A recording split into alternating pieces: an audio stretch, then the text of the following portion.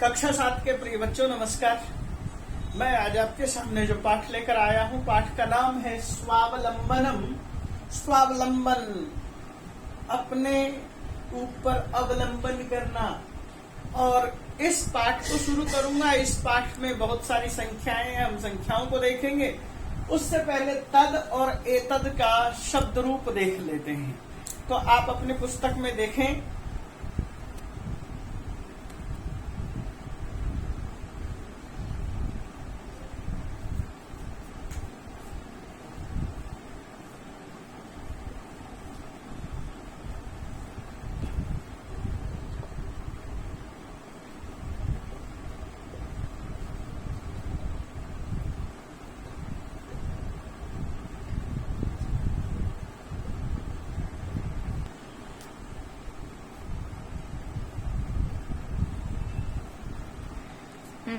जैसा कि मैंने अभी बताया थोड़ी देर पहले, और मैंने ये केवल प्रथमा विभक्ति लिखा है सह तद, और एतद में तद का पुल्लिंग में सह तौते और एतद का ऐसा एतौ एते।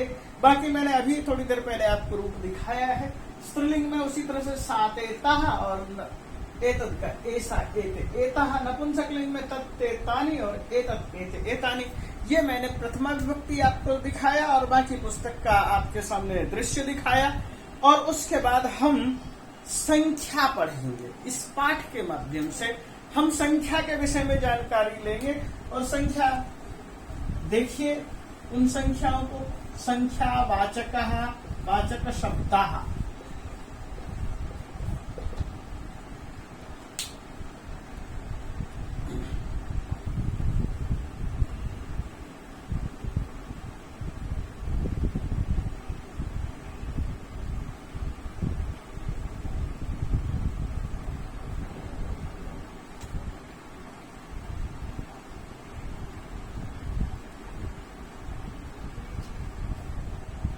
आपको मैंने 1 से 100 तक संख्या दिखाई, जो कि आपके किताब में दिया हुआ है, आपके पास छपा हुआ है।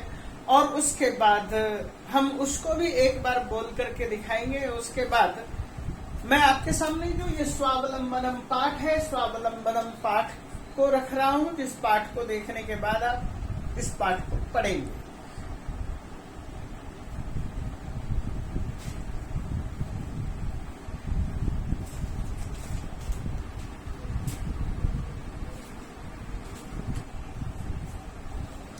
तो बच्चों, अब देखते हैं ये पाठ तृतीय पाठ है और तीसरा पाठ है स्वावलंबनम नाम से। इसमें 2 मित्र हैं। एक का नाम श्री कृष्णमूर्ति है, दूसरे का नाम श्रीकंठ है। और मित्र शब्द भी नपुंसकलिंग है, इसलिए रूप चलेगा मित्रम, मित्रे, मित्राणि। अब यहाँ पर अस्ति स्तः सन्ति, असि स्तः स्तः, अस्मि स्व स्म वर्तमान काल में रूप था।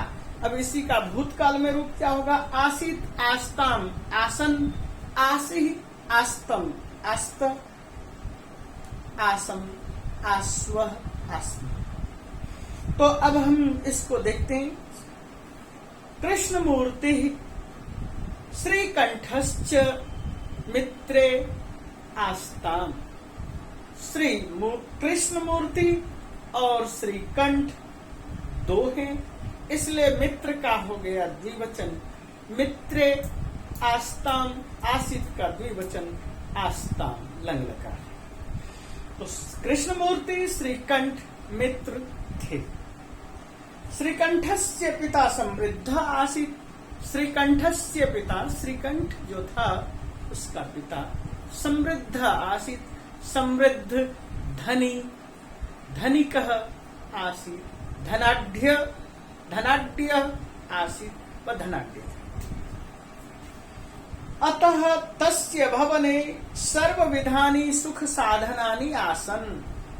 अतः इसलिए श्रीकंठस्य गृहे तस्य कस्य श्रीकंठस्य गृहे भवने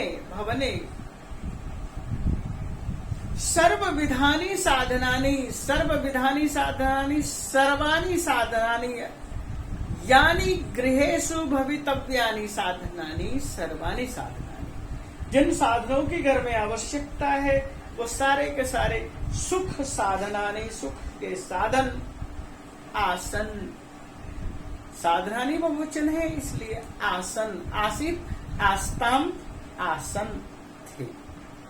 किसके घर में थे?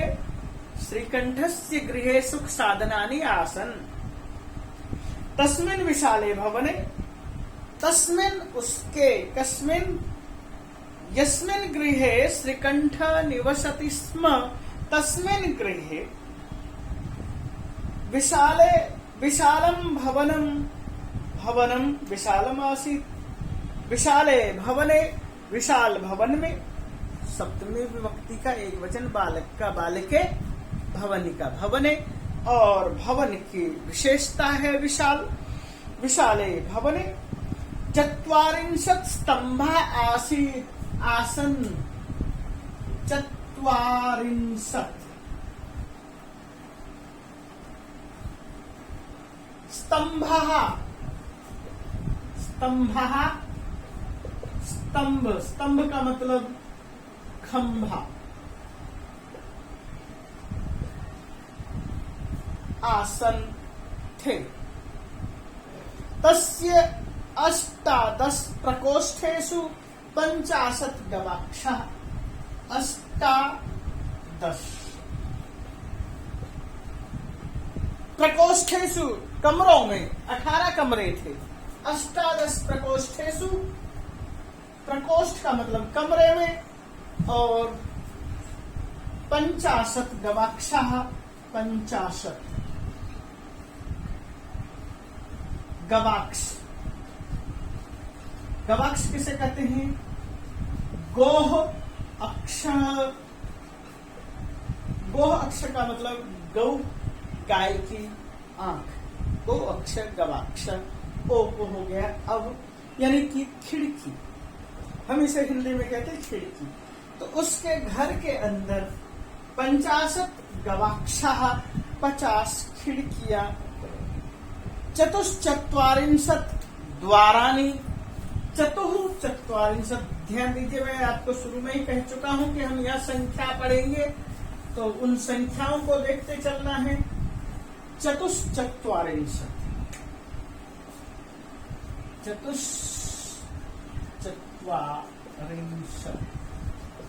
चत्वारिंशत् अभी थोड़ी देर पहले मैंने बताया था 40, और चतुष मतलब 4, तो ये कितने हुए? 44।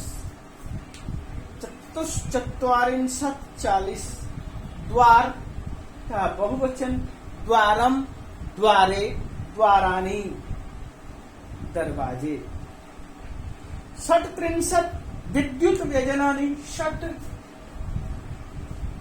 मतलब 6, 63 मतलब 30, 36 क्या है? विद्युत, बिजली के, व्यजनानि, व्यजन मतलब पंखे। अब व्यजन का बहुवचन किया, व्यजनम, व्यजने, व्यजनानि। शुरू में हमने कहा मित्रम, मित्रे, मित्राणि, द्वारम, द्वारे, द्वाराणि, और व्यजनम, व्यजने, व्यजनानि, प्रकोष्ठः, तो हमने पहले बता दिया। तो इतने सारे व्यजन थे, यानी पंखे। हमने सारी संख्या देखी।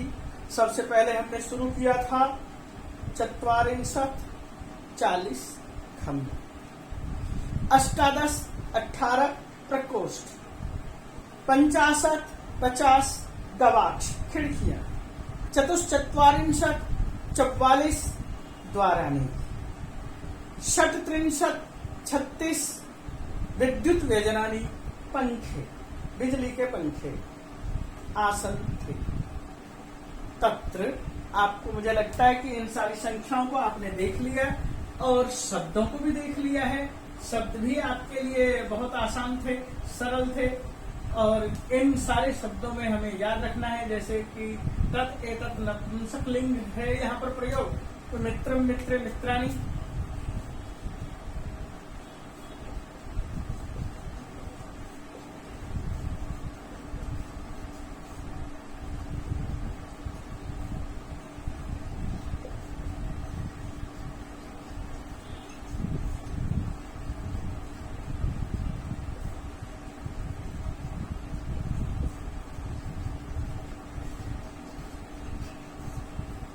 हमने इन शब्दों को देखा। पेपर में वो संख्या आ सकती है, आती है, आ जाएंगी। 44 का लिखा हुआ होगा 40, आपको 44 लिखना है। लिखा होगा 44, आपको लिखना होगा 44।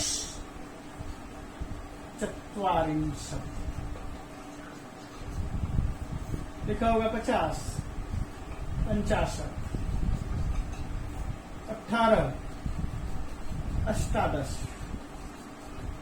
तो इस तरह से संख्या दी हुई थी और हमने उन सारी संख्याओं को आपके सामने रखा। तत्र 10 सेवका, तत्र मतलब वहां कहां? पुत्र भवने, तत्र भवने, उस भवन में, यानी उसके भवन में, तस्य भवने 10 सेवका, 10 संख्या है, बड़ी सरल संख्या है। सेवका, सेवक, नौकर।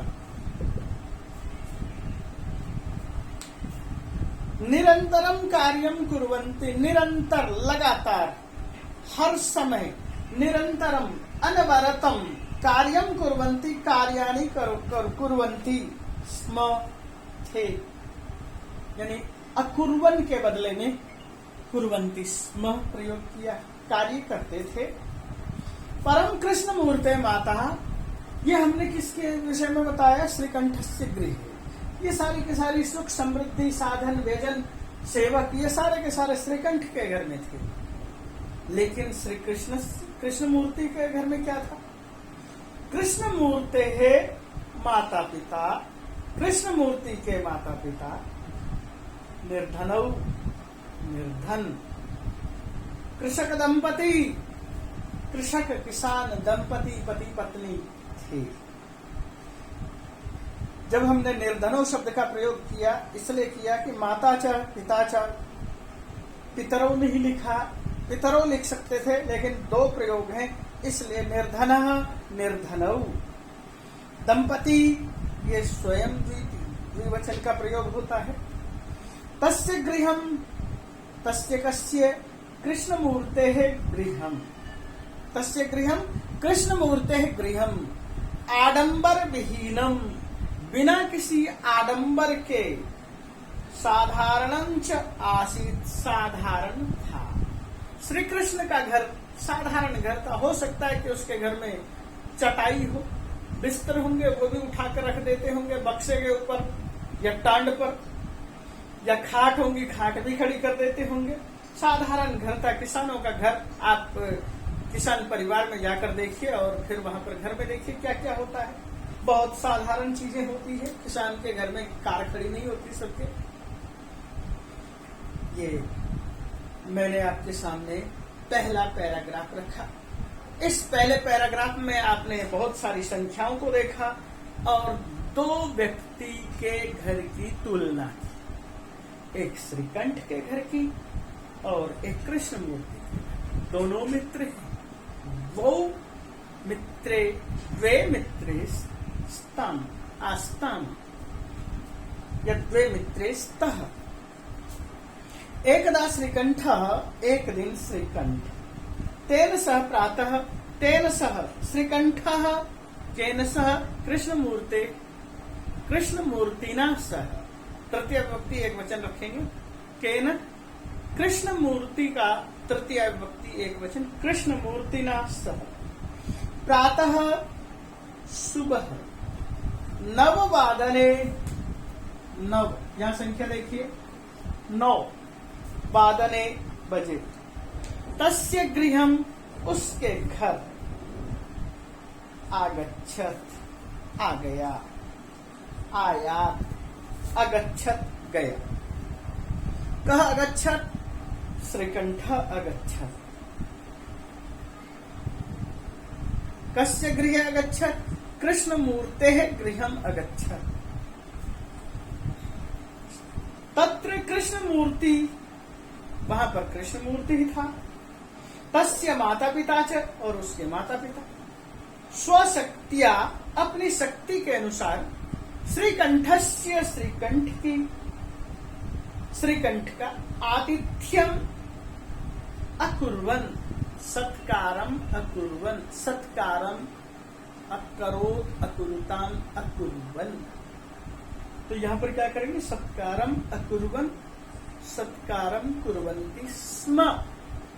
आपको समझना है के सत्कारम कुर्वन्ति स्म। कृष्णमूर्ति, तस्य माता, तस्य पिता च त्रयो ते त्रयो सत्कारम स्वागतम आतिथ्यम कुर्वन्ति स्म, अर्थात अकुर्वन्, उन्होंने उनका आदर सत्कार किया। एतत् दृष्ट्वा, एतत् कार्यम दृष्ट्वा, एतत् स्वागत विधाम दृष्ट्वा श्रीकंठ अकथयत्, श्रीकंठ वदति स्म, श्रीकंठ अवदत्, श्रीकंठ बोला, मित्र अहम भवतां सत्कारेण संतुष्टोऽस्मि।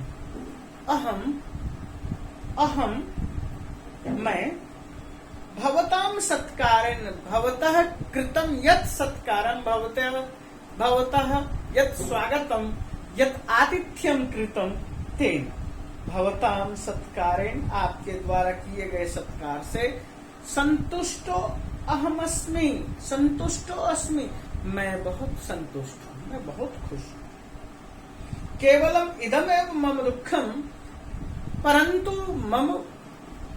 मह्यम दुःखम जातम, मुझे दुख हुआ। किम दुःखम? परम केवलम इदम एव दुःखम, यही दुख हुआ, यत् तव गृहे एकोपि भृत्यः नास्ति। तव गृहे यथा मम गृहे आसीत् 10 सेवकाः, तव गृहे एकोपि सेवकः न अस्ति। भृत्यः सेवकः, तुम्हारे घर में एक भी नौकर नहीं। मम सत्काराय, मेरे सत्कार के लिए, भवतां बहु कष्टम जातम, भवतः कष्टम बहु अभूत्, भवतां कष्टम बहु जातम, आपको बहुत कष्ट हुआ। जातम शब्द ज्ञा धातु का रूप है। जातम, जायते का रूप बनाते हैं क्तव प्रत्यय में। परम, अच्छा उससे पहले था नास्ति, न जोड़ अस्ति, नास्ति, हम इसको इस तरह से रूप देखेंगे। मम गृहे तु बहवः कर्मकराः सन्ति। मम गृहे, मेरे घर में, बहवः बहुत से कर्मकराः कर्मचारिणः सन्ति। हमने पहले प्रयोग किया सेवकाः, फिर प्रयोग किया भृत्याः, लास्ट में किया कर्मकराः। और बहुवचन है तो एक वचन में प्रयोग करते हैं अस्ति, द्विवचन में स्तः और बहुवचन में सन्ति। तो मेरे घर में क्या है? बहुवः, बहुत से, कर्मकराः सन्ति, कर्मकराः है, नौकर हैं। तदा कृष्णमूर्ति अवदत्, तदा तदानीम, उसके बाद, तदुपरांत, कृष्णमूर्ति अवदत्, कृष्णमूर्ति ने कहा, कृष्णमूर्ति अकथयत्, इससे पहले हमने अकथयत् का प्रयोग किया था। अवदत्, गतित्वान, मित्र, ममापि, मेरे भी, मम जोड़ अपि, ममापि, मेरे भी, मम प्लस अपि, ऐसे कि यहाँ पर थोड़ा सा समास ये देख लेते संधि। न जोड़ अपि, अस्ति, नास्ति, मम जोड़ अपि, ममापि। यहाँ दीर्घ संधि,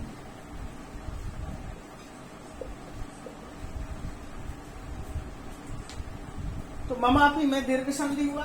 अष्टौ, आप समझिए इसको, अष्टौ 8, क्या है अष्टौ? कर्मकराः सन्ति, कर्मकराः नौकर, सन्ति हैं, वो उसके घर में कौन से 2 नौकर 8 नौकर हैं? तेज और वे द्वौ पादौ, 2 पैर, द्वौ हस्तौ, 2 हाथ। यहां आपको समझना है द्वौ, द्वौ का मतलब 2, पादौ मतलब पैर, हस्तौ मतलब हाथ। और यहाँ पर जो है नेत्र शब्द का, जैसे नेत्रम नेत्रे नेत्राणी, आपके सामने नेत्रम नेत्रे नेत्राणी, नेत्रम नेत्रे नेत्राणी, तो यहाँ पर दो आंखें कितने हैं? 2, द्वे नेत्रे। श्रोत्रम श्रोत्रे श्रोत्राणी, तो श्रोत्र कितने हैं? द्वे श्रोत्रे। तो हम यहाँ पर जो नेत्रे श्रोत्रे की जगह हम क्या लिखेंगे? द्वे। द्वे श्रोत्रे, 2 आंख, 2 कान। एते प्रतिक्षणम मम सहायकः, एते ये सब, प्रतिक्षणम हर क्षण, मम सहायका मम सहायतां कुर्वन्ति, प्रत्येकं क्षणं प्रतिक्षणं मम सहायतां कुर्वन्ति, क्षणं क्षणं मम सहायतां कुर्वन्ति, प्रत्येक पलम मम सहायतां कुर्वन्ति। एते सहायकाः सन्ति, सहायकाः कर्मकराः सन्ति, भृत्याः सन्ति, सेवकाः सन्ति।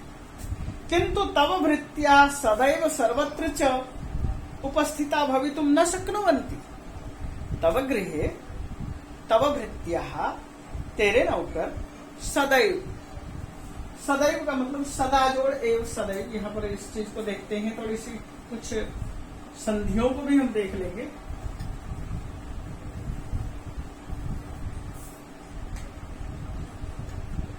सदा प्लस ए, सदैव। आ और ए बराबर आई, सदैव। यहां वृद्धि है, वृद्धि संधि है। सदैव हमेशा। तव सहायक सर्वत्र, सर्वेषु स्थलेषु, सर्वत्र का मतलब सर्वेषु स्थलेषु, सभी स्थानों में।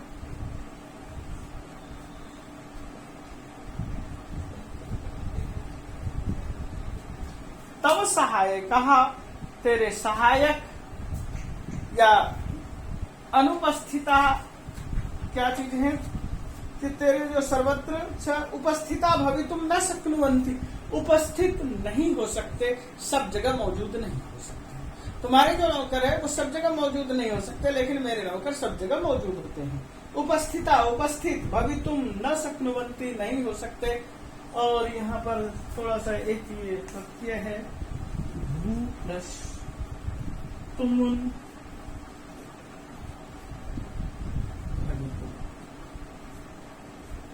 भवितुम, पठितुम, चलितुम, नंतुम, इस तरह से हम रूप प्रयोग करते हैं। और उसके बाद है त्वम तु स्वकार्याय भृत्याधीनः, त्वम तुम स्वकार्याय अपने काम के लिए भृत्याधीना सेवका, सेवकेषु अधीना सन्ति, सेवका यदा तव कार्यं कुर्वन्ति तदा त्वं स्व उत्साहं प्रदर्शयति, यदा तव कार्यं करोति तदा त्वम् उत्साहं प्रदर्शयसि, यदा न करिष्यसि तदा रुष्यसि। यानी कि तुम नौकरों के अधीन हो, जब तुम्हारे काम करते हैं तब तुम खुशी महसूस करते और नहीं करते तो दुखी हो जाते। यदा यदा ते अनुपस्थिता, यदा यदा जब जब, ते अनुपस्थिता, ते कर्मकराः, ते सेवकाः, ते भृत्या अनुपस्थिता भवन्ति, तदा तदा च कष्टम अनुभवसि, तदा तदा त्वं कष्टम अनुभवसि। मैंने पहले कहा, मैं पूर्वम उक्तम यत् प्रसन्नः और अप्रसन्नः।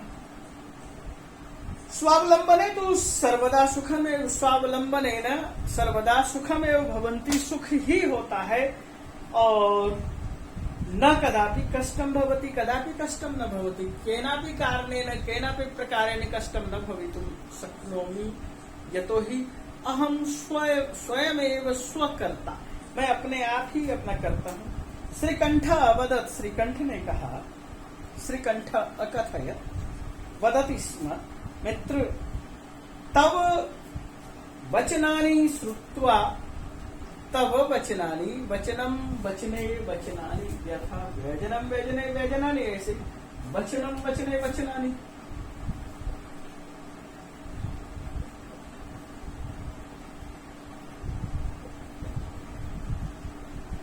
तेरे वचन, तेरी बातें, श्रुत्वा सुन करके, यहाँ श्रुत्वा में श्रु धातु प्लस त्वा प्रत्यय, तेरे वचनों को सुन करके मम मनसी महती प्रसन्नता जाता, मम मनसी मेरे मन में, मन शब्द का मन मनसी मनांसी है और इसका सप्तमी विभक्ति एक वचन है, मनसी मन में प्रसन्नता जाता, प्रसन्नता पैदा हुई। कितनी हुई? महती, बहुत ही अधिक, बहुत बड़ी प्रसन्नता हुई, मेरा दिल खुश हुआ, मेरा दिल बाग बाग हो गया। अधुना अहम अपि, अब मैं भी स्वकार्याणि, अपने कामों को स्वयमेव कर्तुम इच्छामि, अपने आप ही करना चाहता हूँ, कर्तुम इच्छामि, करना चाहता हूँ। यहाँ पर जैसे भूल, जैसे तुमुन, ऐसे ही क्री प्लस तुमुन, कर्तुम, हर्तुम, पठितुम, चलितुम, इस तरह से प्रयोग होगा। भवतु सार्ध द्वादश वादनम इदम, अब सार्ध, 12:30, 12 वादनम बज गए। साढ़े का हम कहते हैं सार्ध, ध्यान देना, सा और रही मतलब 30 मिनट, और आगे शब्द क्या है? 12, तो इसको हम क्या लिखेंगे? 12:30, 12:30 हो गए। अब क्या करें?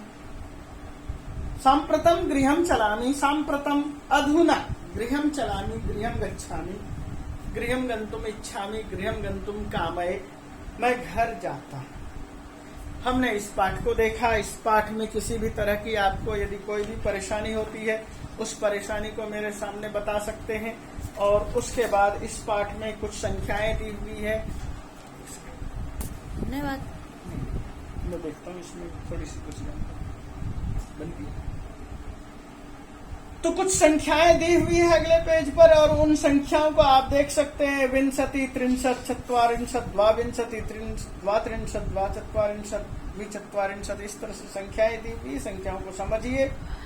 कस्य भवने सर्व विधानि साधनानि आसन, श्रीकंठस्य गृहे, कस्य गृहे कोऽपि भृत्य नास्ति, कृष्णमूर्ते गृहे कोऽपि भृत्य नासीत्, श्रीकंठ आतिथ्यं के अकुर्वन्, श्री कृष्णस्य माता, श्री कृष्णमूर्ति तस्य माता, पिता च आतिथ्यम् अकुर्वन्, सर्वदा कुत्र सुखम, स्वावलंबने सर्वदा सुखम, श्रीकंठः कृष्णमूर्तेः गृहं कदा अगच्छत्, श्रीकंठः कृष्णमूर्तेः गृहं अगच्छत्, कदा अगच्छत्? 9:00 अगच्छत्। कृष्णमूर्तेः कति कर्मकराः सन्ति, कृष्णमूर्तेः 8 कर्मकराः सन्ति। कुछ चीजें दी हुई है, उनको गिनना है, गिन करके लिखना है। और उसके बाद कुछ दिए हुए हैं, जैसे कृषकः, कृषकौ, एते, धान्यम, एषः, कृषकः, एतौ, क्षेत्रम, कर्षति, कुरुतः, खनन कार्यम, रोपयन्ति। आपको क्या करना है? इनका वाक्य में प्रयोग करना है। आप वाक्य बनाने की कोशिश कीजिए। और उसके बाद कुछ संख्या दी हुई है, उन संख्याओं को हम कैसे समझते हैं, इन चीजों को मैं आपके सामने रख रहा हूं। थोड़ा सा ध्यान देना है, समझने की कोशिश करना है। हम इसी चीज को 10वीं में पढ़ाते हैं, उस चीज को इस यहाँ पर मैं आपके सामने रख रहा हूं। जो चीज यहाँ पर प्रश्न दिए हुए हैं, जैसे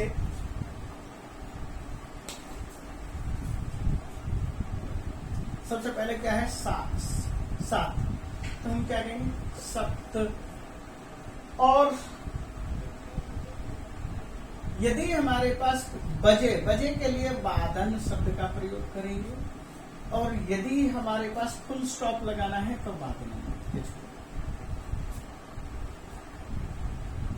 2:30 सार्ध के लिए हमने प्रयोग किया है, साढ़े के लिए सार्ध, तो 30 शब्द है, तो यहां पर क्या लिखेंगे सार्ध और फिर वादन। उसके बाद 11 बजे है, 1:10 वादन। 4:30 बजे है, सार्ध चतुर वादन। 1:30 बजे है, सार्ध